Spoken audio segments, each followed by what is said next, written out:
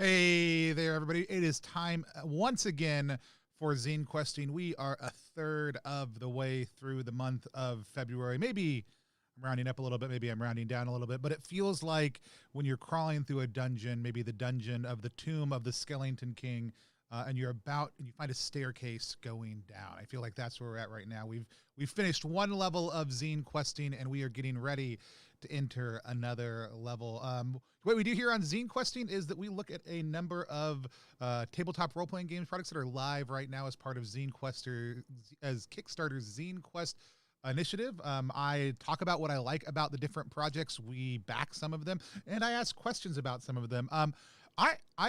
No one seemed to take it this way, but I was worried about it in the moment, and I got a lot of questions afterwards. RP your wallet, Michael King. I felt like I was a little bit heavy-handed yesterday, and I wasn't intending to be. I think I may have asked some very specific questions. Everybody who reached out to me after the fact was actually super appreciative for any of the critiques I added. But our goal here on Zine Quest is actually to talk about what we love about the project. Sometimes when I'm going through a project fresh, I'll say more criticisms that I might have about it, but they're always about the page or the presentation, never about the game. I'm backing these games because I love them, because I'm excited about them. If I don't like the look of a game, the likelihood that I'm going to cover it on Zinequesting is pretty low. I'd rather just pass on it so I don't have to say anything bad about a game that I may not just be excited about. There's a couple of those out there. They're never the ones that appear on screen. By the way, my name's Tony.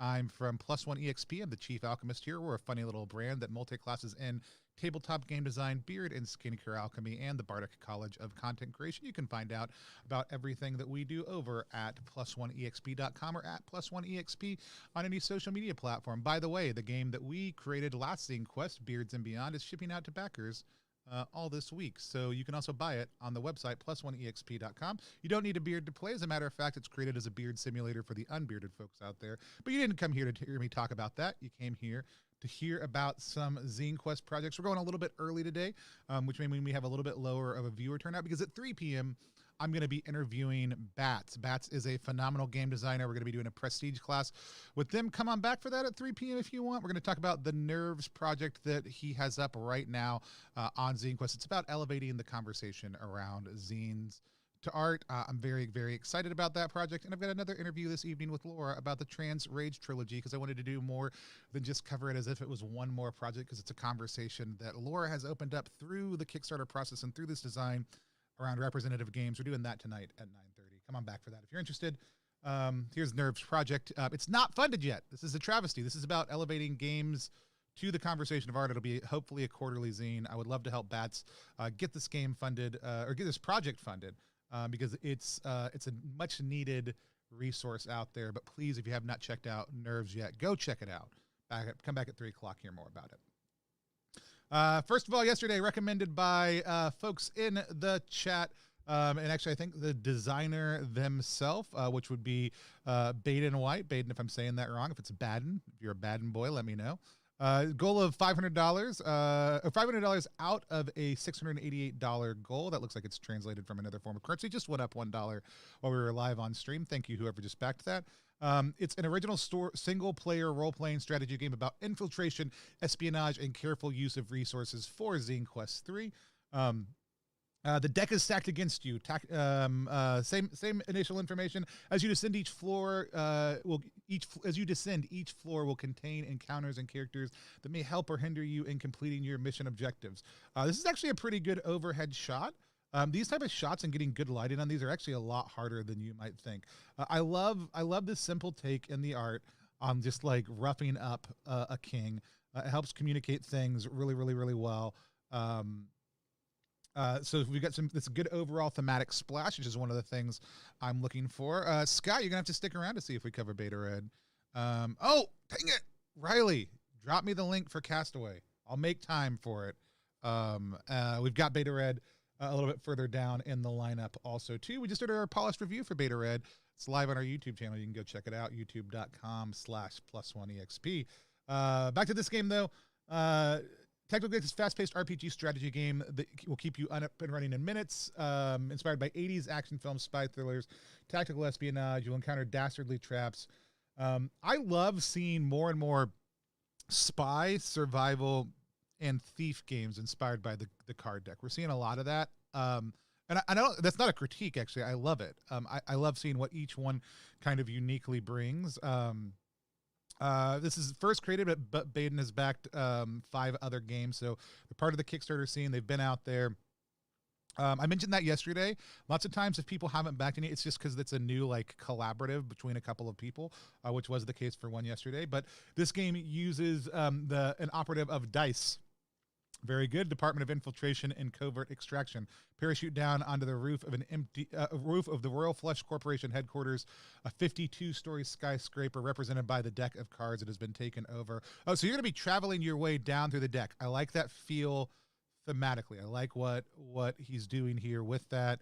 We've got a digital option. We've got shipping. We've got fulfilled by drive-through RPG, which is great from a cost standpoint as far as shipping goes, which means we're probably going to get a digital key with this for $14, physical printed copy. I like this project. I don't know. I'm having to be more judicious right now about what I'm backing. I'm going to hit remind me on this. This strikes me as an excellent $28 28-day project for me, but I might come back and back this at the full level. Well, that's not the one I meant to pull up. $28 28 days is an initiative that we're excited about. It's about tracking one creator a day for $1 or £1 a day. Boosting a project by $1 helps the Kickstarter algorithm find it. It gives that creator $1, and then if you share it on social media, it helps other people who might be interested find it also. I'd really encourage you to think about what you might be able to back every day for $1. It'll make a big difference in somebody else's game project. So that's Tactical Deck. This is a project that I think is absolutely very, very important. Somebody recommended it, and I can't believe I have not made sure it got on air. We may see this one make kind of a repeat appearance over the course of the next little bit, because I think it's very important. It's only got 5 days to go, so I may be promoting this one over the next couple days. So this is Accessible Gaming Quarterly. So accessibility, if you're not familiar with the term, is about how people who have some sort of physical difference, who have a handicap of some sort, who have something that has shifted in their life, and how they can actually come to the table and still play games. When we talk about accessibility, we're talking about how we help people get to the table who may not be, see, I'm even struggling with language right now, who may not be as capable or may have challenges getting to the table, but makes them no less valuable or encouraged as players. And as a matter of fact, they bring a ton with them. I have friends who've worked in deaf ed for years, who I learned a lot about this accessibility from initially, but it includes issues of eyesight. It includes issues of whether somebody is in a wheelchair, how representation works. All those different things can be talked about in the context of accessibility. And this is a quarterly magazine. It's part of the second year that they've been putting this out. The other ones are on drive-through RPG. Jacob Wood put this together. I think Jacob and I are connected online. I should really reach out because I think this is phenomenal. But here's the story. We are gamers. We love to play games, specifically role-playing games, board games, LARPs, escapes rooms, and anything else that requires getting together with friends, both old and soon-to-be, to tell stories of heroic deeds, noble struggles, and intense dramas. We are also people with disabilities. We are not always considered when it comes to how games are designed, marketed, and played, but we will not be left behind. This is the second year of their thing. What they're covering in this issue, year one of the zine covered a lot of territory, hand-featured stories, or first-hand stories about how people in the RPG hobby came to play and continue to play RPG games, GM games, and how they design games, and the type of accessibility tools that have been created for them. They interviewed a professional LARPer, reviewed an RPG and source book, and offered step-by-step accessible layout tutorial. A lot of times people will talk about this, especially with eyesight, how you're laying out your game, other stuff like that matter. My game is probably a nightmare when it comes to accessibility. I need to get a black and white plain text digital version put together. But it's something to just consider as you're thinking about and designing games. So this year is all going to be about vision layers. This is a very cool project. I'm going to go ahead and sign up for the print subscription for this. We may even, actually, let's do this. We're going to sign up at the half-page ad level. I want to put an ad in this. I want to start thinking about how we talk about accessibility better on the channel. And I am super, super excited about it. Yeah, this is a very, very important project.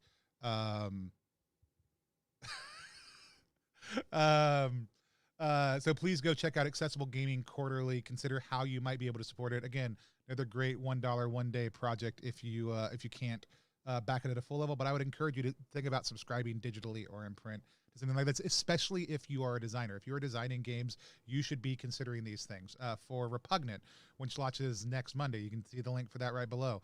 We have a slightly dex-based dice mechanic, which all dice mechanics are a little bit dex-based. Ours is a little bit more. And so I had to consider, as I was designing that, what is the accessibility solution to this? How do I help people who might not be able to manage the dex components because of disability navigate the game without feeling like they're not in play? We came up with 2 easy solutions to that. It took about 5 minutes to initially do, and I'm doing the math a little bit more on one of them, but one of them is a very easy, simple community solution. And that's that the GM or a player, one person, always throws for everybody. That's it. That's an option. And so think about accessibility as you're designing games. It's incredibly important. Here we go next. The Soul Forge Sword. This came to me as a recommendation from Sam and the Gauntlet community. There's actually a couple that came as recommendations from Sam, some that were already on my list, but some that were not. This is designed for Trophy Dark or Trophy Gold, one of the games that is on my to play list very intentionally right now. I'm trying to get Jesse to come run it for us on the channel in the next month or two, the creator of the game. Absolutely phenomenal game about hunters. Trophy Dark, the hunter is going to die. Trophy Gold, you can continue to play through. It's also designed for use with old school essentials. 2 systems I love. The game I want to play and the game that I love playing for old school design. The Forge is abandoned. Will you be the ones to claim it? Castle Rex has lain abandoned for these last 20 years since the creator disappeared and the Great War ended without resolution. No one has been able to retain control over the castle. Stories of ancient magics, terrifying treasures, and the forge of creation itself have lured you into the castle depths. Will you make it out alive? Dude, look at the art. Look at this. Look at the facial expression on this. The combo of these individuals, right? It's very, very good. Soulforge is a tabletop RPG adventure module for Trophy Gold and Basic Expert BX Dungeons & Dragons. The theme and aesthetics are heavily inspired by the tarot suit of swords and focus on the themes of loss, imprisonment, and greed. We've got some good-looking layout here. I love taking kind of a part of the tarot deck and doing more with it. Trophy Dark Incursion, so this would be a heavier version of the game, more art in the book or the stretch goals, improves zine quality. I don't think people should not underestimate how this is an actual very significant expense. And so sometimes it's worth doing. We did a plain version. We did one with like a heavier stock and a soft touch finish on our last zine. And I think it's absolutely a great thing. It's a great team. Love seeing people's faces. Love the beards on people's faces when I see them. You know, I love when they don't have beards also too. This is our first created 23 backed. This is the Soul Sword Forge. Go check it out. Other magic in the ancient world. I have not looked at this one yet. A couple of people recommended it yesterday. We're going to watch it right now. Actually, Jesse, is this your game? This is Jesse's game. The other magic number 3, the ancient world. Expand your RPG game with real world spells from the ancient world. Woo! Woo!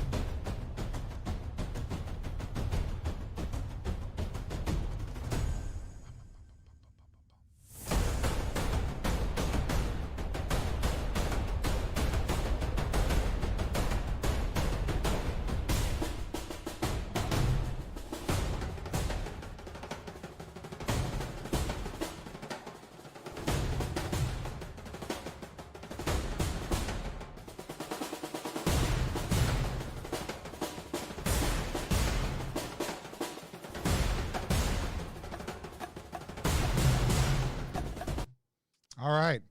It's a soundtrack. That's a soundtrack, Jesse. Well, I mean, I tried to reduce the volume. It's fine. You're good.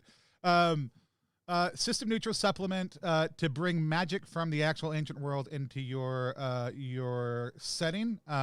Jesse, that opening soundtrack, it's usually, you know, it's my #1 complaint. People pick a bad soundtrack that doesn't drive and create interest. Yours, that boom, boom, boom, immediate energy, right? Great theme feel. And then like it's short and loops and keeps on going. So, hey, Matterabite, I'm so that's awesome. We covered the puzzle dungeon yesterday. I'm very excited also. We're gonna take credit for it. Now it was a phenomenal project already. Ancient Mesopotamian, Aspu did not cast lightning bolts. Egyptian Heka practitioners didn't throw fireballs from their hand. Greek magoses didn't teleport. I probably butchered all of those. Magic in the ancient world was very different than the type seen in most fantasy games. It was slower, less powerful, but just as interesting and often stranger. The other Magic Zine is designed to give GMs tools and information to help them incorporate the magical beliefs, practices, and tradition from real-world cultures into their games, making the satanic panic every mother's nightmare from the 80s a real-world thing. No, I love it. I love approaching Magic through the lens of history. Anytime somebody tells me that they're playing, like, let's say, a game that calls itself the world's most popular role-playing game, and they're just like going to throw it in as an ancient Greek setting, but not really do any work to actually shape the Magic system around that. It's just super frustrating for me. So I love the idea of this resource. I love the art on this. It's like very simple, very evocative. Jesse did a really phenomenal job with this. So we've got other Magic covers ancient magical topics, including the Greek magical papyri. Magic spells from the Greco-ancient Egyptian Alexandria, amulets, effigies, ostraka, incantation bowls, magical gems, phylacteries, lemael, and other magical items. Oh man, Jesse, you just wanted to watch me mispronounce things, didn't you? Shikteris from the Ephesia Grammata, Onomata Barbara, Voce Magicia, and other magic words and symbols, binding spells and to address legal concerns, control emotions, influence sport events, and affect aspects of mundane life. Curse magic spells to control demons and ghosts, and more. This is cool. This is fun. This is a good thing. This could easily be used. And here's what I love about this. Like, this is a system agnostic pitch, right? But could easily be dropped into D&D 5th edition. Papyri, thank you. I knew I was doing a bad job of it. This one could easily be dropped into Dungeons and Dragons 5th edition, but what I love about seeing some of these Magic systems is the ability to potentially take them and develop game content and games specifically for them. I would love to see maybe some rules light stuff from Jesse in the future that might flesh out different traditions in different ways. Jesse, if you don't want to do that, that's totally fine. Let's see, what are we getting here? PDF only, print and PDF bundle. These prices are super affordable, Jesse. Are you sure? Are we? What are we doing for fulfillment? Like, are you just taking a bath on this? Because these are phenomenal prices. I'm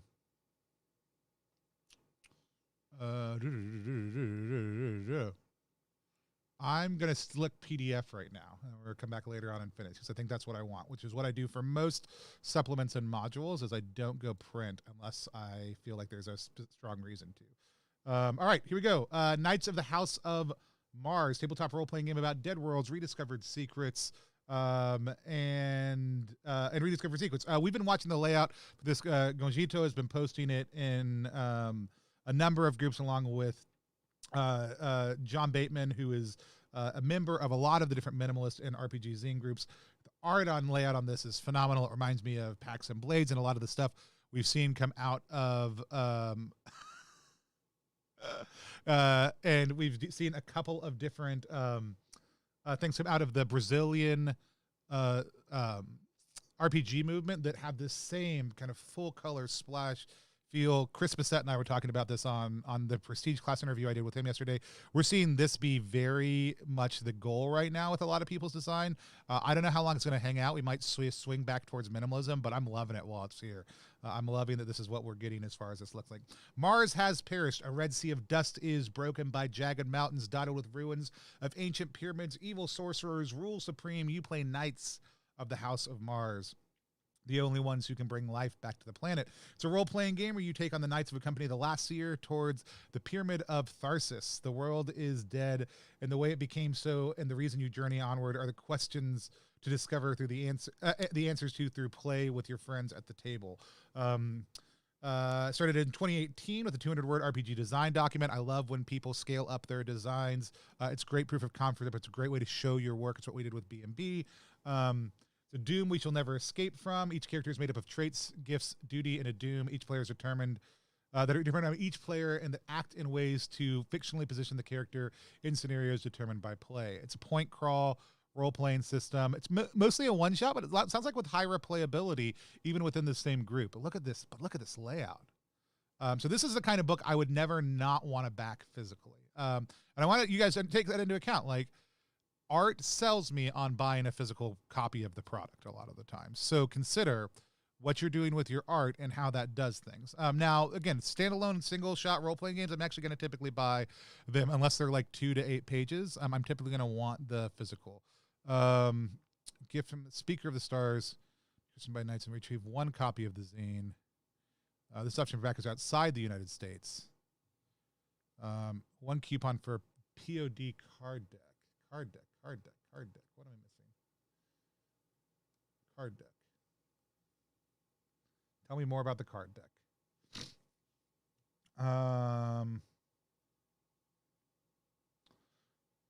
There you go. Deck of cards will also be available for option. Backers that select this will fear full set of custom cards that receive a coupon.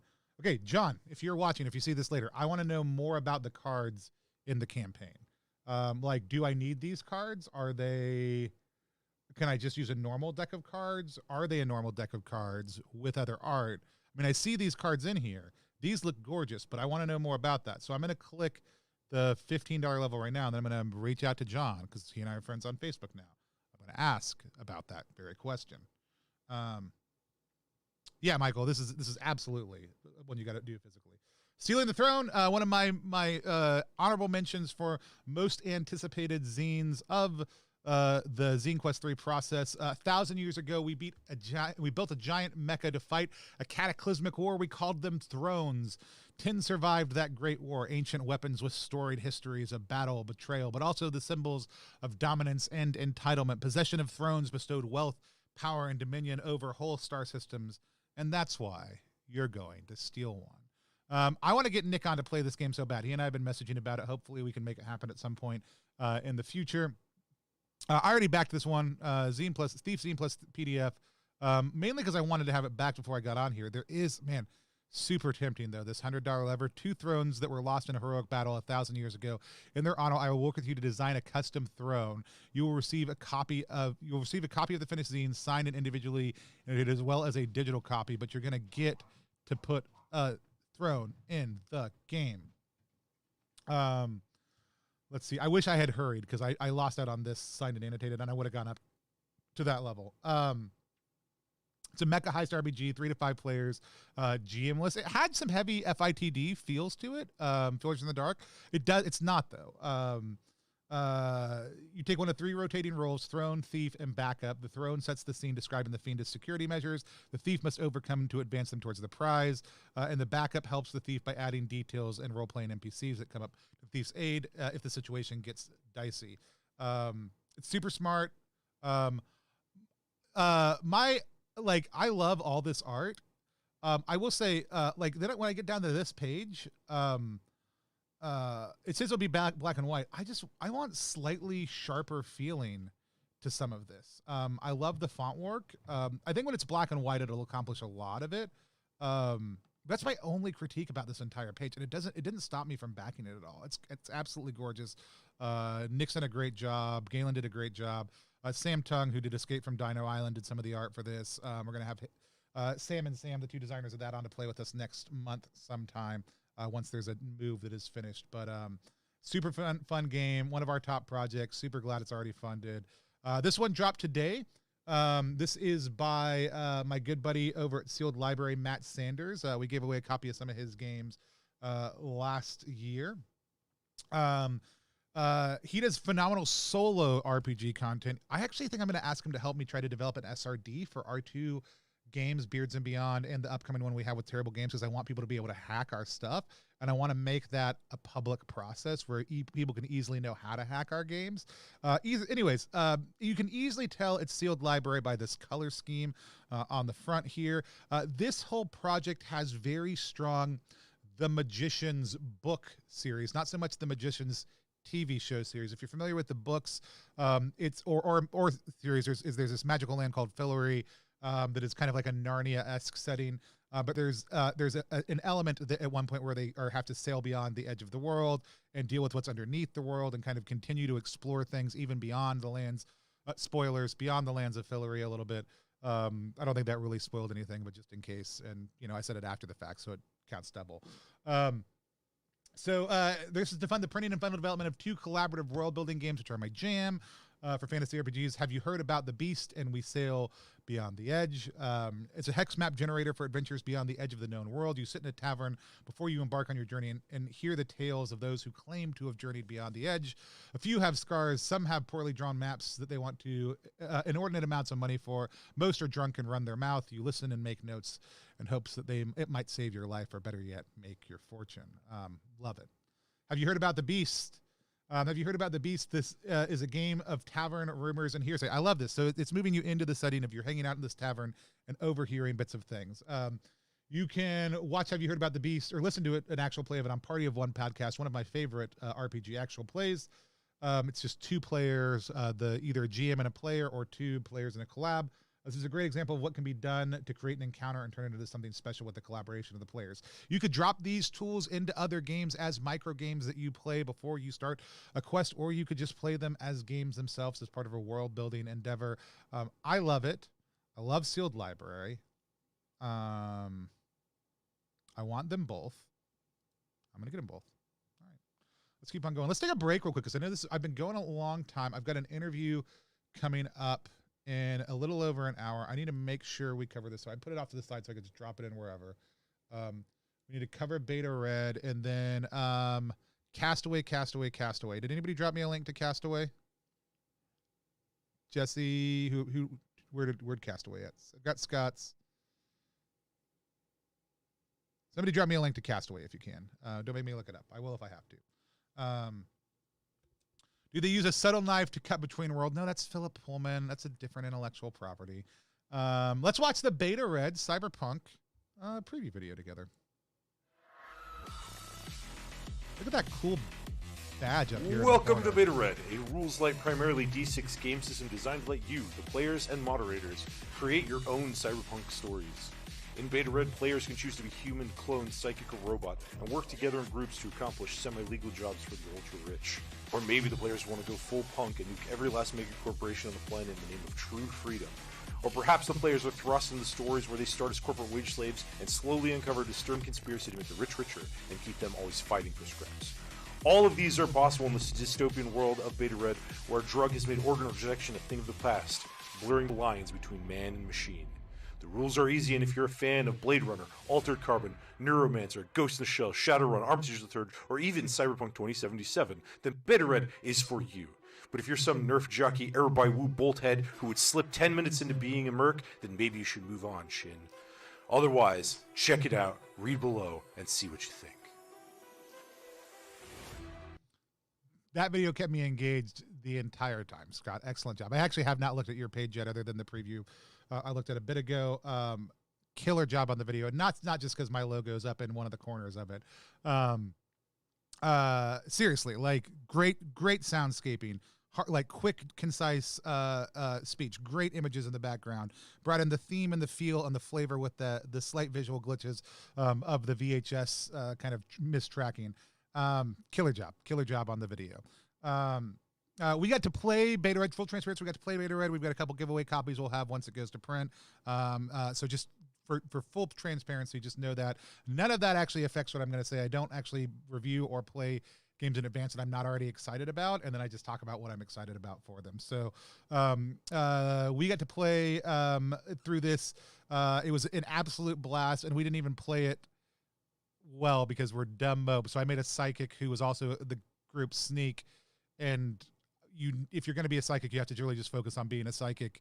And if you don't, the likelihood that you're going to give yourself an aneurysm, which I basically did, is pretty high. And then all the rest of the group was clones of my character, but with no psychic powers. It was a blast.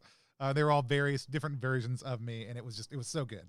Beta, it's just super enjoyable. Okay, I'm going to go through the page, but it is 100% the chunkiest zine I think we're going to see here. It is a thick book, but it is not overwhelming. It is incredibly well designed, but the amount of tools that Scott is going to give you to play the game and the character creation process is incredibly rich, even though it's basically just 4 easy steps of answering a few questions, making a few selections, and layering things in. The cybernetics aspect of this is incredibly narrative and incredibly well done. And then the actual tools that Scott gives you for running the game are super, super good. This is an excellent, excellent, excellent game that I would highly encourage people to do it. We've got some unique species, right? Like they're all mostly human variants, but we have robots also. And the way that the entire book is narrated and written is incredibly fun. But check out this art. Check out this gorgeous art.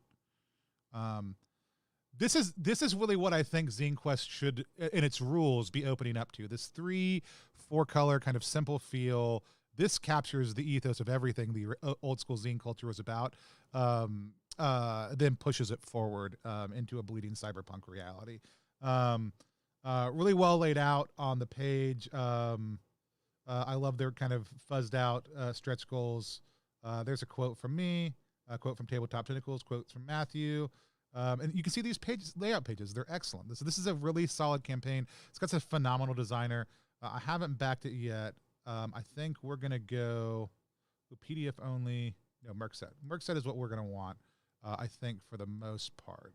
We'll see if I come back and up that in a little bit. But and then we've got Castaway, because I told somebody I would do that. Let me grab that and pull it over quick. Also, too, Riley has asked about this a couple days in a row. I mistakenly thought Castaway was a solo RPG. Like I was thinking, it is incredibly hard managing a budget during Zine Quest. You should start a game company so that you can sell games, so that you can buy games. We were joking the other day, like Zine Quest will be reported as bringing in millions of dollars. There's a strong chance it's just $10,000 being passed around as Kickstarter slowly chips away their portion of it every single time. Castaway, let's watch the video.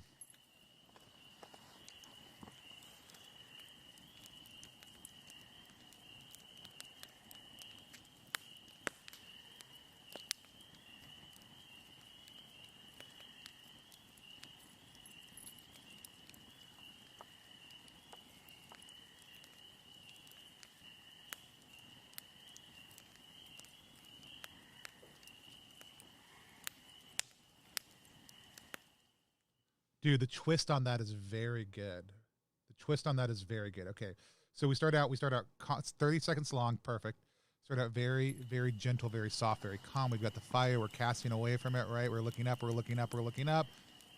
Then we get here, Castaway. When all is lost, I get a little bit of anxiety. When your life is on the line, will you do survive? And I actually felt like a little bit of a pit of anxiety watching that. Like that is so. It's such a good use of 30 seconds of footage. I love the graphic pop. Even if you're using plain text at the top, I love starting. I'm pointing at the screen. You can't see it. I love starting with a graphically laid out bit of text, by the way. If you haven't noticed that, because I haven't talked about it, haven't noticed that, that's great. Immediately telling me what it is after establishing that flavor, giving me a couple of pages of layout with blood splatter, explaining dice. I'm getting an immediate sense of what the game is all about. Love this art. The game is already done. What can we do to make the scene the best? What's in it for you? They're using a 3-pack of pamphlet settings. Very cool.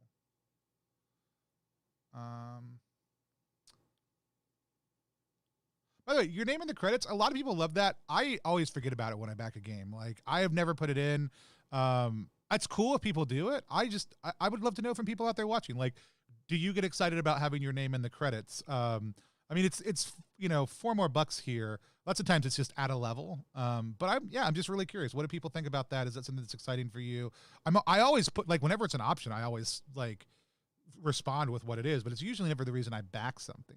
We've got a couple of stretch goals. I hope Afterthought Committee has some afterthoughts about maybe adding some more stretch goals, because I think they've got some legs in front of them. I love this Afterthought Committee thing. We've got some great quotes here. The feel on this is really good. I really like it. We're going to back it. But like I said, I'm not, well, hold on. PDF plus zine. Okay, so if I want those scenarios, I want to go up here because I do want those scenarios. I do want that extra content. All right. So this is Castaway. It's not a solo RPG, no matter how much I would have thought about it. It's about surviving on the desert island. Same 10K getting passed around. Check it out. All right. Keep on going. Dirty Bowie's Roadhouse presents Catpocalypse Meow. I'd seen this game launch. Levi Combs, who did Magic and shit, head of Planet X Games, has Phylactery coming out, I think, next week. Put me onto this one. His friend Casey and I just connected this morning. I'd had it on my list for later this week. I went ahead and moved it up. It's an OSR zine for all the crazy cat people out there in the gaming world. What is the scene about? Mischievous, often maligned, mysterious, and oozing with cuddly cuteness and primeval murder is the noble cat. Here at the Roadhouse, we have 3 and couldn't be happier with their puffy-tailed, razor-clawed, nap-taking, sometimes infuriating, snack-demanding catitude. We took the time out of the rolling quarantines and lengthy social distancing to bring all of their yowling, hissing fun to our first ever old school rules zine. Dirty Bobby's Roadhouse presents Catpocalypse now. Oh, it's now. Catpocalypse. Meow. Let the fur fly. So here's the cool thing. Casey works at Frog God Games, which does like Swords and Wizardry and other projects. This is just designed by him and his family. It's him and his family just designed this. I love that. I love that this is like their kid helped with the illustrations, and he's an illustrator. Like he didn't have to do that, but like I just love that this is a family project, that they were like, we're in quarantine. I make RPGs. Let's make an RPG together. Like, and that they modeled it off of their house cats. Played a lot of D&D, Swords and Wizardry with friends on Discord. This zine is furiously feline theme, and I love when people get super into niche themes. You guys may have noticed that about me. I made a beer RPG. We're making a gross, disgusting, garbage trash RPG next week. They're both freaking phenomenal systems with killer themes that people oftentimes don't understand unless they instantly get them. But they've created a catkin race for this, which will be able to work into other games. I love this little narrative here that they work in. I did look at this earlier. How to pledge for multiple copies of retailer level, other things like that. I wish more flags would get in, friendly local game stores would get in on Zine Quest. It's actually probably my biggest regret. My biggest frustration is that they won't. Like, I've tried to engage retailers around it numerous times. We get retail backers for ours. They just don't think it's necessarily a valuable use of space, because when you turn sideways, you can't see what's on the spine. That means you got to pull things out. But my favorite thing about my flags in Seattle, where I used to live, was their indie RPG section and going in and doing that. And so, anyways, cool system, cool project. Got to know Casey today. Wanted to give him a shout out. Very cool setup. Retail category. Catpocalypse Overlord. I was doing some pretty cool stuff here on some of these higher levels. I think we're going to just start with digital on this, and we may come back and do more. Paranormal Inc. This is gonna be the last one we do today. I'm gonna keep the other 2 for later. Oh man, it's so close to funding. This is a GM-less paranormal investigation game. We've seen a lot of paranormal ones come out. Alicia Furness is the designer, TPG RPG designer from Canada.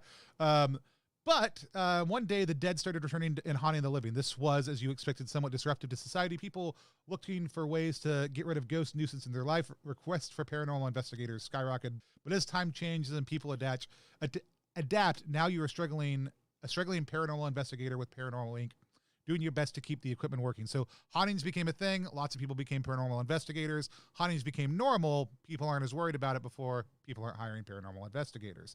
GMless game for 2 to 5 players. Carved from Brindlewood. So this is a Brindlewood Bay game. Excellent.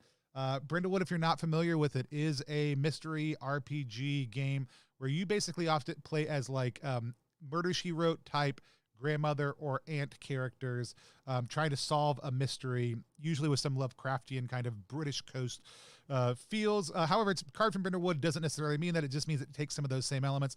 The cool thing is, at the end, you don't have to actually know what the solution to the mystery was. You propose a solution, and then you roll to see how accurate you are. I think it's a really great storytelling game concept. Paranormal Inc. uses a standard deck of cards to generate locations, paranormal events, NPCs, and clues. I love this art. Love this feel. Let's look at this image for a second.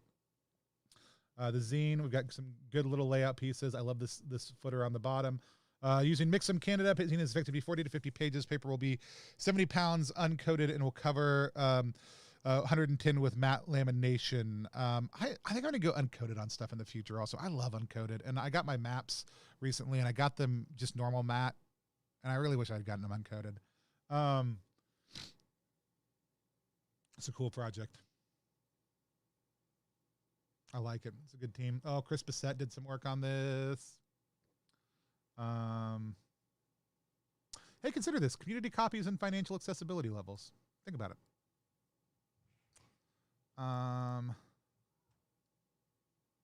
Digital edition, donated digital edition, physical edition.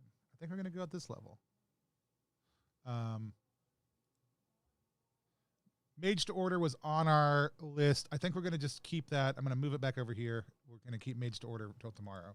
By the way, again, reminder, we've got Repugnant launching on Monday. We currently have 141 backers. I'd love to see that number go up. I'd love to see if we could hit 200 by Monday.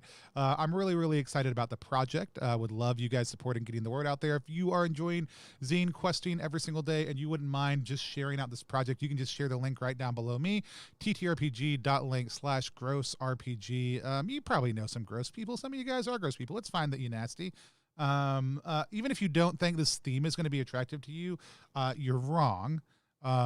It's a fun theme. Like, I've been developing and building it with John DeCampos, but at the end of the day, I would say the cost of admission on this for me is going to be the visual art by John and the system design by me, because both of those things are fan-freaking fabulous. And if you don't like the theme, you're still going to learn a lot from this game about what a Zine Quest project can look like, following all the rules and looking amazing. And I say that, like, the game has turned out far better than I would have even expected when we started planning it a month and a half ago. Some of the initial ideas that we have built it into something amazing. So please, please, please help spread the word about this project. We launch on Monday. I would love to fund quickly, because I would love to not worry about it for the next 2 weeks. That's the number one reason why. Even though I'll still worry about it, because that's what we do. You can tell a practiced Kickstarter creator when basically they look at their campaign when they launch it, they look at it like 2/3 of the way through, they look at it when they update, and they look at it like towards the end to kind of promote it. Obviously doesn't smell sweet. Yeah, correct. The thought mechanic is going to be a blast. Like the way I've got to sit down and do some more writing on some of the different things that Hit Sheet is going to cause to happen. But I am so very excited about that Hit Sheet and getting to sit down with it. Look for an actual play on the 15th when we launch. John and I are just going to hang out during the day and just kind of play through it with some friends while we watch, hopefully, those Kickstarter numbers trickle up. So, we've got $1,000 goal.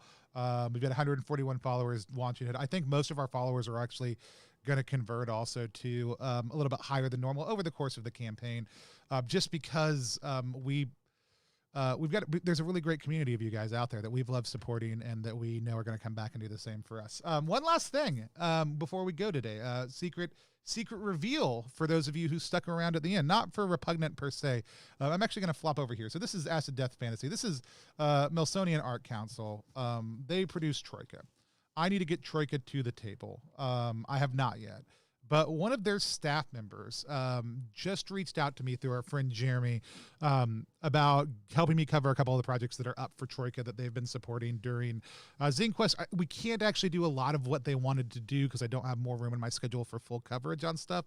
But we did talk about some other stuff coming soon. I think sometime in April, because it feels like a good spring thing to do, like maybe around Eastertide, if you follow the Gregorian calendar. Is that what we follow? We follow the Gregorian calendar, whatever. I think we're going to do a Troika week. I think we're going to do a week where we play a lot of Troika on stream, like just like 3 streams for the week, that we'll do a couple interviews with Troika creators. And that we'll get a chance to play a lot of Troika and then do a game jam, where maybe we pull together a digital anthology of fun little Troika projects that we just put out there, and we put up, and we give all the money away to some deserving thing. I like the idea of this. We're going to give away a lot of stuff also too. Advanced Fighting Fantasy Choice is based on Can't stand the look of Troika, Bifford. Oh my gosh, I love the look of Troika. It's so adorable. I love the adorable look of Troika. Tell me what you don't like about it. It's okay. We can disagree about this. I will say there are different looks for Troika. There's the interior look. There's the exterior look. I love the exterior look. Like this Troika look. Oh, look at that. It's so pretty. Like it makes me happy to look at it. Some of the interior ones, maybe not so much. But it's okay. I'm not saying that you're wrong and I'm right. I'm saying that we have two different opinions, and I want to know more about yours. Is it like the overproduced graphic quality, do you feel like? Is that it? I'm serious. Like, I mean, it's okay. Like, yeah, I love the what Morkborg does. I love what Troika does, but it's not going to be everybody's jam. Anyways, we're gonna do that. Here's what I would say. It's the style. Here's what I would say.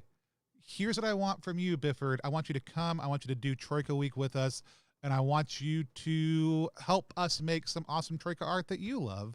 I'll put a little bit of money behind it. We'll find somebody who wants to create some cool Troika art in a style that you like, and we're gonna put out some cool alt Troika looks. Because I think that'd be fun. I think a week of playing a game that I have got to play that every time I look at something from it, I get a little excited and that I love the idea behind. We're gonna listen to Philip Reed's Troika Through the Spheres stuff. I know it'll be a fun. We'll figure it out. I don't know, but we're gonna pick a week. We're gonna make a Troika Week, and I think that'll be just a blast to do. I'd love to do it like once a quarter. Yeah, let's do.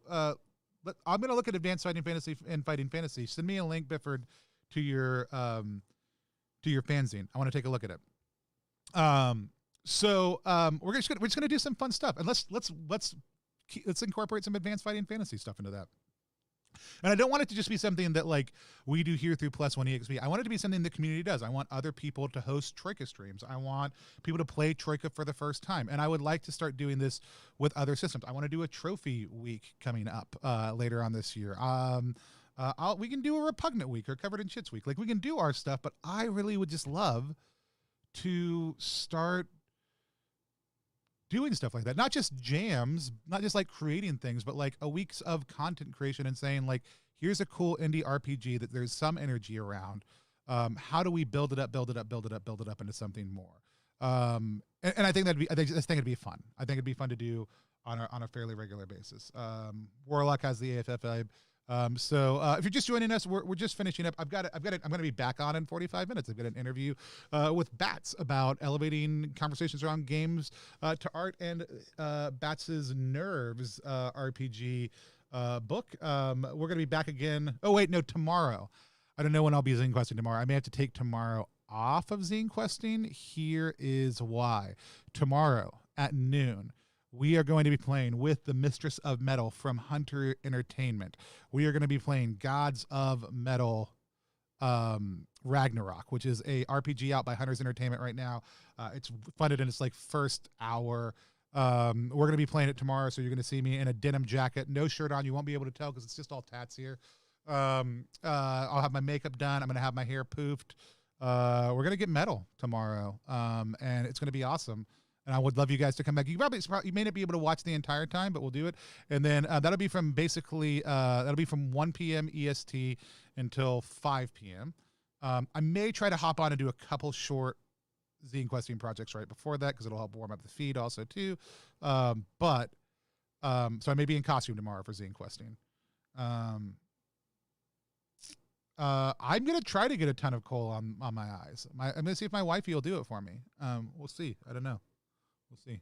We'll get something awesome done.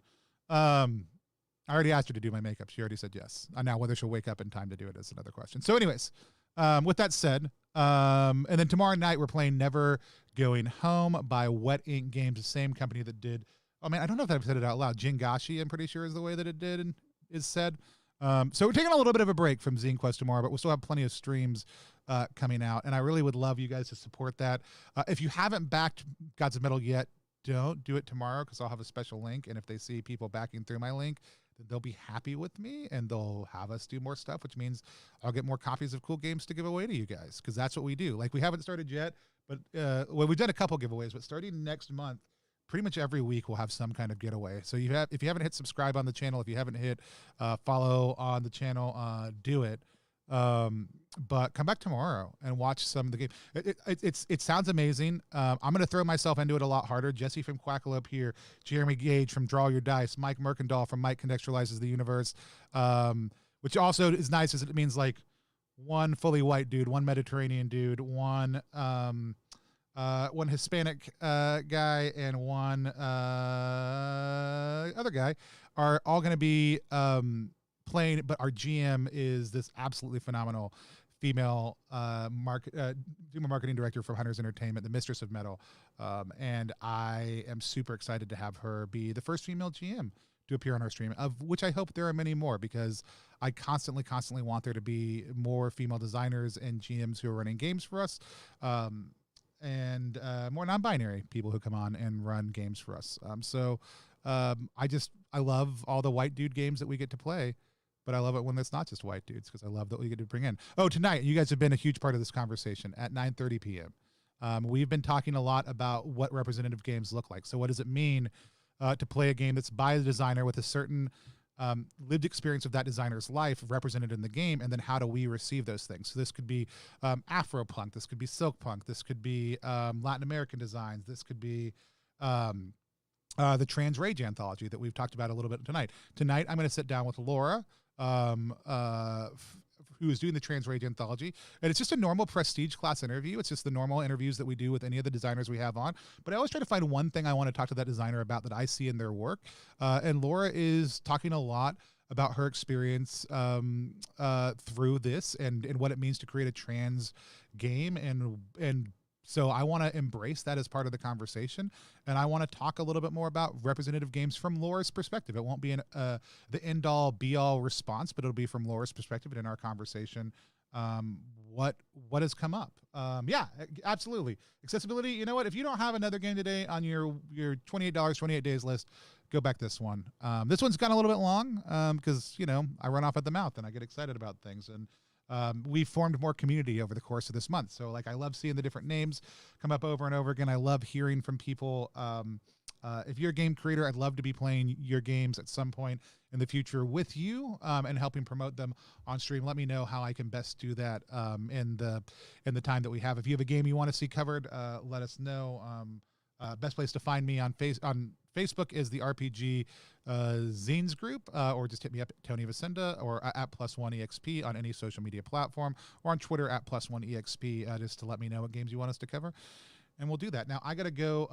I wore the same clothes. I'm wearing the same clothes as yesterday, and I didn't do my beard before we hopped on. I know you guys probably noticed. Thank you for not judging me. But I'm gonna go put some water in it, shake it down, comb it out, fluff it. And put on a clean shirt, because Bats deserves at least that much. All right, guys. I'll be back in a little bit doing more. Oh, by the way, the music on the intro and outro of our stream, that's Bats' music. So enjoy it.